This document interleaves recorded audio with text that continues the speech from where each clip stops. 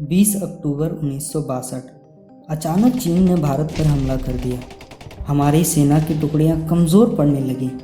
उन्होंने हेडक्वार्टर को कॉल करने की कोशिश की, लेकिन कोई फ़ायदा नहीं हुआ।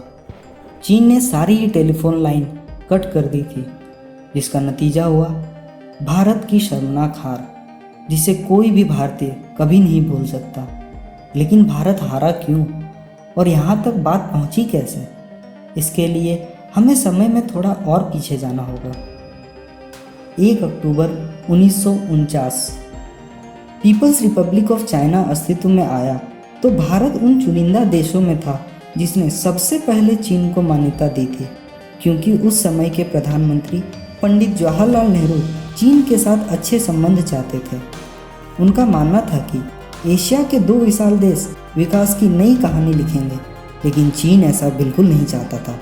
उसका मानना था कि एशिया में एक ही महाशक्ति हो सकती है, लेकिन भारत फिर भी चीन की सहायता करता रहा। यहाँ तक कि चीन जब अकेला पड़ गया तो भारत ने कई अंतर्राष्ट्रीय मामलों में चीन का प्रतिनिधित्व भी किया। नेहरू जी चीन के साथ अच्छे संबंध के लिए इतने चिंतित थे कि भारत ने जापान के शांति समझौते सम्मेलन में भाग भी नहीं लिया। क्यों? क्योंकि चीन को उसमें नहीं बुलाया गया था। लेकिन चीन तो ठहरा चीन, वह भारत को अपने लिए खतरा समझता था। अब दिन आता है 7 अक्टूबर 1950 का।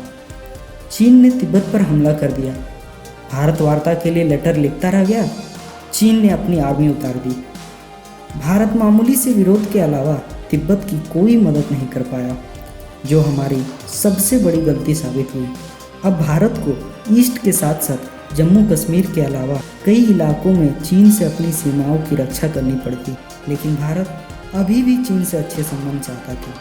इसीलिए 1954 में चीन के साथ पंचशील एग्रीमेंट में हस्ताक्षर किए गए, जिसके तहत भारत ने तिब्बत पर चीन के स्वामित्व को मान लिया। और इसी समय हमारे प्रधानमंत्री ने हिंदी चीनी भाई भाई का नारा दिया था। उस समय नेहरू जी केवल हमारे प्रधानमंत्री ही नहीं, बल्कि external affairs minister of scientific research भी थे। कांग्रेस पार्टी ने इस पर कोई प्रश्न चिन्ह नहीं उठाया, बल्कि उन्हें पूरा समर्थन दिया गया, जिसका नतीजा ये हुआ कि चीन की चाल को वो बिल्कुल नहीं समझ पाए। जुलाई 1954 में नेहरू ने आदेश दिया कि भारत की मैप को ठीक किया जाए और सारी सीमाएं अच्छे से दिखाई जाए, लेकिन चीन अपने मैप में भारत के 1,20,000 स्क्वायर किलोमीटर एरिया को दिखा रहा था। जब चीन के बड़े अधिकारी जाओ एनलाइन से पूछा गया तो उन्होंने कहा मैप में कुछ गड़बड़ियां हैं, लेकिन चीन था चालाक। पश्चिमी हाईवे का निर्माण 1951 में ही शुरू कर चुका था। उसने 1957 में भारत के अक्साई चीन से जाते हुए हाईवे को पूरा किया और उस पर अपना हक जताने लगा। भारत की आंखें तब जाकर खुली। भारत ने पूरी सीमा पर छोटी छोटी टुकड़ियां बना दी ताकि चीन के अग्रेशन को काबू किया जा सके। इसे फॉरवर्ड पॉलिसी का नाम दिया गया। लेकिन भारत की टुकड़ियां एक तो छोटी थी और दूसरी तैयार भी नहीं थी। जहां चीन लगातार बॉर्डर के इंफ्रास्ट्रक्चर को बेहतर करता जा रहा था, वहीं भारत सरकार ने इस पर बिल्कुल भी ध्यान नहीं दिया, जिसकी हमें आगे चलकर भारी कीमत चुकानी पड़ती है। 20 अक्टूबर 1962 चीन ने भारत पर पूरी ताकत से लद्दाख और अरुणाचल प्रदेश दोनों तरफ से हमला कर दिया। भारत इसके लिए बिल्कुल भी तैयार नहीं था, जिसका नतीजा था 10 से 20,000 भारतीय सैनिकों की 80,000 चीनी सैनिकों से भिड़ंत। चूँकि भारत का इंफ्रास्ट्रक्चर अच्छा नहीं था, तो तुरंत और सैनिकों को भेजना असंभव हो गया।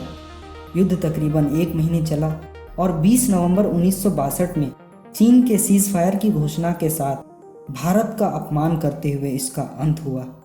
इस युद्ध में हमारे 3,250 जवान शहीद हुए और 43,000 स्क्वायर किलोमीटर की हमारी ज़मीन हमसे छीन ली गई। यह जख्म बड़ा ही गहरा है, लेकिन आज लगता है हम भारतीय इसका दर्द भूल चुके हैं। जिस तरह भारत सरकार ने उस समय चीन को सपोर्ट कर बहुत बड़ी गलती की थी, आज हम सभी भारतीय फिर से वही कर रहे हैं।